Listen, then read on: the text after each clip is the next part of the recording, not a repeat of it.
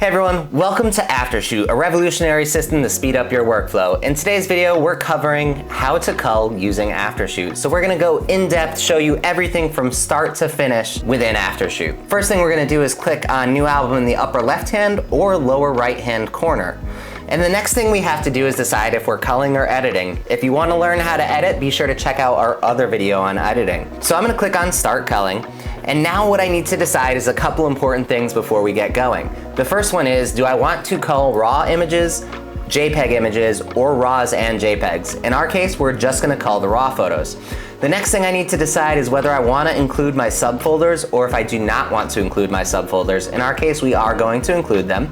And then of course, we do need to decide if we want to ingest the photos. Here at Aftershoot, we don't recommend culling directly off of a memory card because memory cards are slightly fickle and they tend not to resist data going back and forth as well as a hard drive would. So we don't recommend it because it does increase the risk of the possible corruption of a memory card.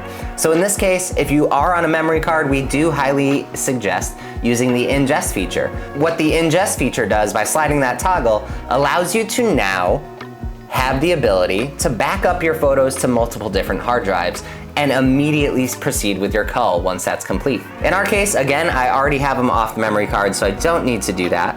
And then one more thing to cover on this screen, if you are doing any sort of shoots in which you don't want Aftershoot to learn your style of culling, you would then slide that toggle off. If this is enabled, what it does is it allows Aftershoot to upload those thumbnails to retrain models to learn specifically to you. So if you are doing a session that you do not want to upload to a server, you can make sure to slide that toggle off as well. So now I'm gonna select a folder. Here I found this folder and I'm gonna import it, and as you can see, they all appear for me now. These photos have imported to Aftershoot, but the culling hasn't begun yet because I need to click Start Culling and choose my settings. I am going to click Start Culling now and choose my settings. Here I'm able to actually dictate what type of shoot this was, and then I can choose my settings. To give you a brief overview of what the settings look like, the first one is related to the threshold for blur. The way Aftershoot is designed is to give you one version of every single image that you've taken.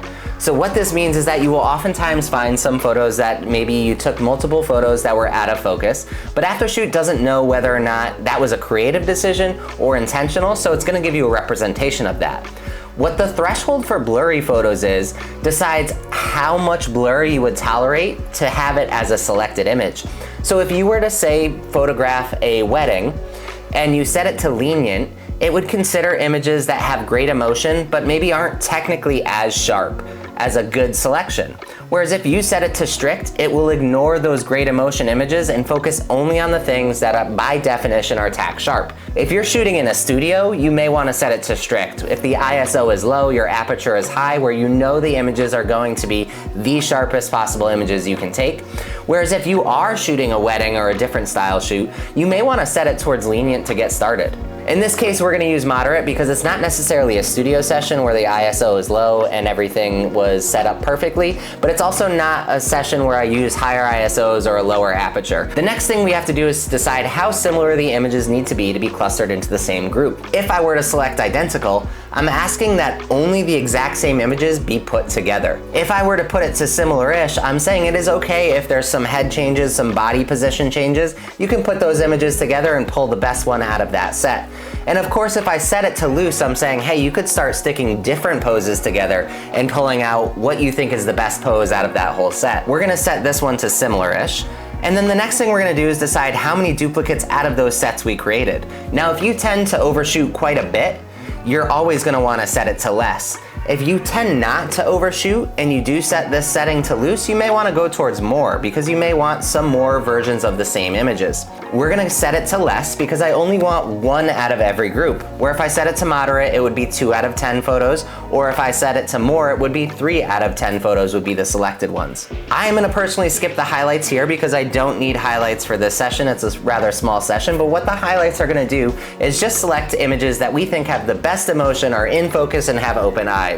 So this can be great for different types of events and also great for family sessions. This is just saying, give me 10% of the best photos, the 10% that have the highest emotion, the best emotion, open eyes, and are in focus. Now down along the bottom, I can decide to turn off closed eyes, blur, or duplicates depending on the session. And if I want to change any of my star and color ratings, I can always click on change stars and colors, and that is how we actually classify the images. I have already set mine up. I'll click on it just to show you. As you can see, I have my 5 stars in green for my selections. My highlights are also 5 stars, but I just like them to be a different color, so they're blue. My duplicates are 4 stars, 1 step down, and yellow, because those are potential alternate images for me. And then of course I have my blur set to 3 stars in red, because usually blur is a no-go for me. And I have 2 stars and purple for closed eyes, because I do find that sometimes I want to grab a couple extra closed eye images because they're a little bit romantic. Now we're gonna head right back to this, and in the lower left-hand corner, you will see this button that says override existing stars and colors. So if I've done any in-camera ratings or any other ratings in any other software, if I leave this box unchecked, it will leave those ratings alone. If I check this box, it's going to overwrite all the stars and colors that existed before. So now I'm gonna click on start culling and let it roll through and do its thing.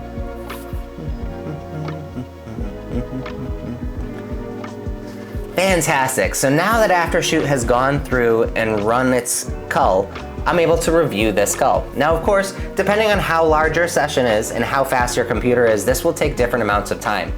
In this case, it was a small session, only 134 photos, and it culled them down to 66 photos in 1 minute and 6 seconds. And it did all of that while I sat here. But if I were to be doing a larger session of say 1,000 photos or 5,000 photos, I would actually walk away and let it do its thing and come back in say 30 minutes. And of course, Aftershoot can email you every time a cull is complete if you'd like it to. So now that I've gotten my images to this point, I can make a couple things happen. The first thing I can do is actually click on Restart Culling and play with my settings. So I can overwrite all of the settings I just had. So I got 66 photos, and if I click on Start Culling, it'll restart the process, overwrite any changes that I've made, and get me back to this position. So as you can see now, I've gone from 66 selected photos to 28 just by changing a setting. 28 is a lot closer to the amount of photos I want to deliver for this session, so I'm gonna leave it here as opposed to the 66 photos. So now I can actually go through and review my sessions in a couple different ways. The first view here is called our grid view. It's called the grid view because you're able to see them laid out in a grid, and using the slider up at the top, you can actually slide this back and forth to see more or less images in this grid view. The other view we have available to users is called Loop View. So by hitting the Enter key or simply clicking on this square to go to Loop View, I can now enter the Loop View, in which my key faces become a lot more prominent, my duplicates stack in the lower right-hand corner, or by using duplicate stacking, I can actually have them appear right below the image instead, and I'm now seeing my selected images much bigger. Now of course, the keyboard shortcuts from Grid View to Loop View are quite similar. Period and comma key in either one will cycle you through your similar images. I'm gonna head back to the Grid View because I'm gonna start in Grid View and show you some of my favorite things about the Grid View. Now of course, I can see my key faces in the sidebar, and I can see all of those duplicate images just as I did in the Loop View. But I can also click on these different categories to filter my images down. So if I wanted to see the blurry images, I could simply click on blur, and it's gonna show me everything that's been marked as blur. If I notice I have a +1 in the upper left-hand corner of any given image, or a +4, it's telling me that there's 4 additional photos that were not selected by Aftershoot. So by cycling through, using the period and comma key, I can see all these different versions, and I can make changes to that. So Aftershoot chose this one, and if I liked this version better because the hand changed just a little bit and I like the hand better, using the S key, I can actually switch those ratings out. If I liked both versions of it, using the A key, I can add that image in, so now they're both selected. Now I'm gonna undo that because I do think that Aftershoot made the right decision here, so I don't need to review that any further. And that's the way the cull usually works. You wanna go through your images. If you see something that you're not sure that you really like, you may wanna stop on it and see if there's an alternate version. So in this case, there's a +13. I did have it set to similar-ish, so it's gonna cluster a lot of similar images together. And what I'm gonna do is actually cycle through and see, because I'm looking for a specific movement in the dress. So I'll look to see if there's a better version available. I kind of don't like any of these, actually. And so this one is actually not bad, so I'll switch that one out. But ultimately, it's up to me to decide if I like any of them better or worse. My favorite mode to utilize in Grid View is actually called Spray Can mode. Spray Can mode allows me to set what a left click does, so I actually have no stars and no colors when I left click an image, and I have my right click set to make my images 5 stars and green. So by simply clicking on any photo, it becomes a rejected photo.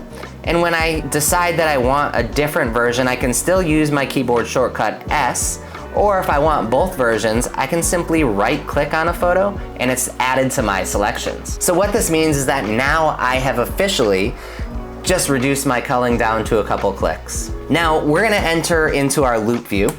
As you can see, it's a very similar look. I'm gonna expand my duplicates in the right-hand side. Now, within this view, the same keyboard shortcuts apply, so my period and comma key will cycle through, my S key will swap, my A key will add. So all of those things remain the same, but there are a couple other things that we can do within this view. So by clicking on a key face, it'll zoom into that key face. If you have multiple key faces, you can also use the Option arrow key to zoom in and cycle through all of those key faces in those photos.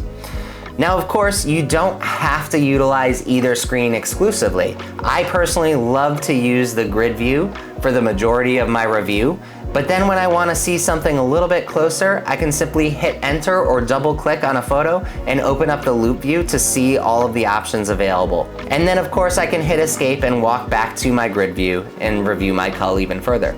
Now, once I've made all of the changes and revisions I'd like, I can simply click on Save Changes, and I can either hit export and export these to a Lightroom catalog, or export them to a folder, or export them to Capture One. A simpler way to do this would actually just be to choose the filter I'd like to bring in. So I'm gonna choose just the selected photos.